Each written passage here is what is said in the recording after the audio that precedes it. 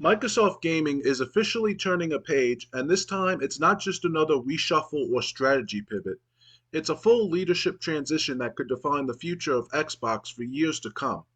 After decades as one of the most trusted, visible, and influential figures in the gaming industry, Phil Spencer is retiring as CEO of Microsoft Gaming. In his place, Microsoft has named Asha Sharma, previously the head of product development at Microsoft Core AI, as his successor. And almost immediately, this announcement has sparked intense discussion across the gaming community. Phil Spencer wasn't simply an executive. For many players, he became synonymous with Xbox itself. He guided the brand through the disastrous launch of the Xbox One, rebuilt goodwill through backwards compatibility, Game Pass, and developer outreach, and positioned Xbox as a service driven ecosystem rather than just a box under your TV. So when someone like that steps away, the question isn't just who's next, it's what changes now. In an interview with Variety, Asha Sharma addressed that question directly, starting with acknowledgement rather than reinvention. She spoke with deep respect for Spencer's leadership and the legacy he leaves behind, making it clear that she does not see her role as erasing or undoing his work. Instead, she framed this moment as continuity with evolution, with Spencer passing the torch to both her and Matt Booty, who continues on as Microsoft Gaming's chief content officer. That detail matters because it suggests Microsoft is trying to balance stability with new perspective rather than blowing everything up at once. Internally, Sharma outlined three core commitments for Microsoft Gaming going forward: great games, the return of Xbox, and the future of play. On paper, those phrases are broad enough to sound like marketing slogans, but what makes this interesting is how Sharma defines them when pressed for detail. When asked what makes a game truly great, she didn't default to technical benchmarks, graphical fidelity, or monetization strategies. Instead, she talked about emotional resonance and distinct creative vision. Games that don't just entertain, but actually stay with you after the controller is set down. To illustrate that point, Sharma pointed to Firewatch, the 2016 first person narrative mystery developed by Campo Santo. That's a revealing choice. Firewatch isn't a massive open world behemoth.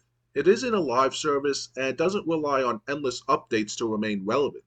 It's a focused human story driven by atmosphere, dialogue, and emotional connection. By citing that game specifically, Sharma is signaling that she values experiences shaped by intention and feeling, not just scale. At the same time, Sharma is very open about the fact that she is not a lifelong insider of the traditional gaming industry. Her background includes senior roles at Instacart and Meta, and most recently her leadership at Microsoft Core AI. She has acknowledged that she still has a lot to learn about the culture, history, and expectations of the gaming community. Rather than presenting herself as an authority who already has all the answers, she describes herself as a platform builder whose priority is listening to players and developers and earning trust over time. That emphasis on earning trust, not assuming it, is notable, especially given how cautious many gamers have become after years of broken promises and shifting strategies across the industry.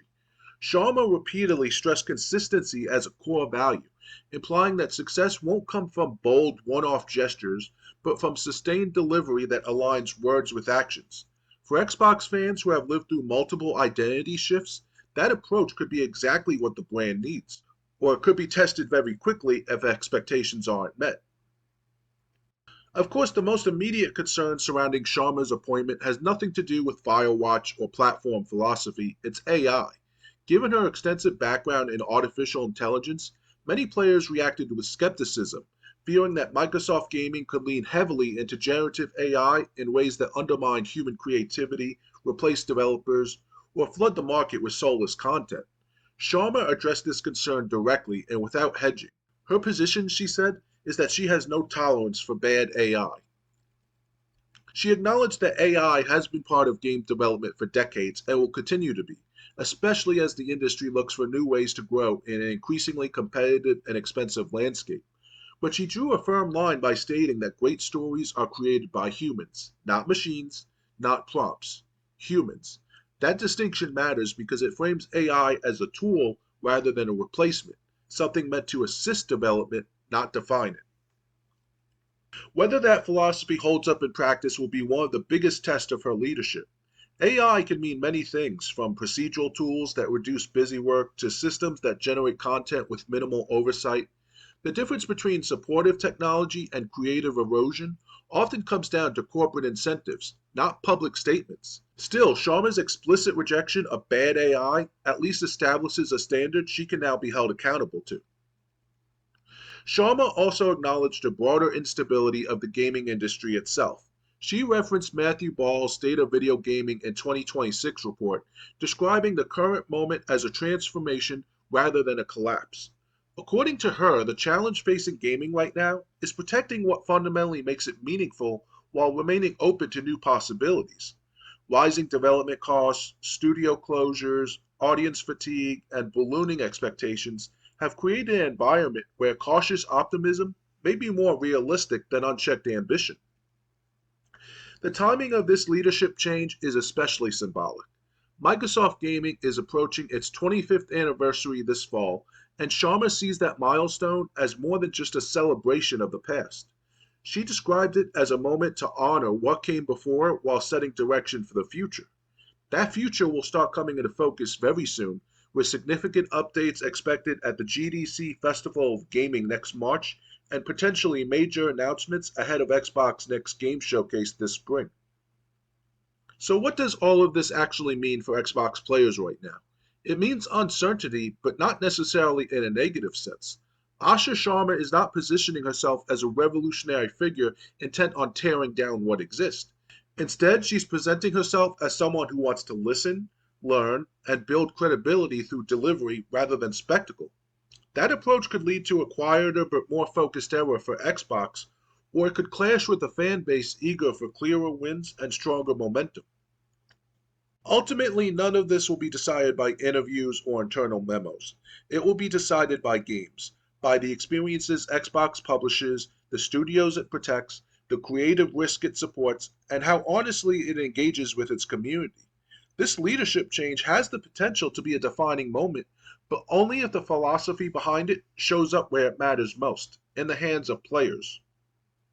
If you enjoyed this video, make sure to give it a thumbs up, subscribe to the channel, and ring the notification bell so you don't miss any future uploads. And if you'd like to support the channel directly, check out my Patreon. The latest exclusive dives deep into the rise and fall of the Sega Dreamcast, one of the most fascinating stories in gaming history. Until next time, game on.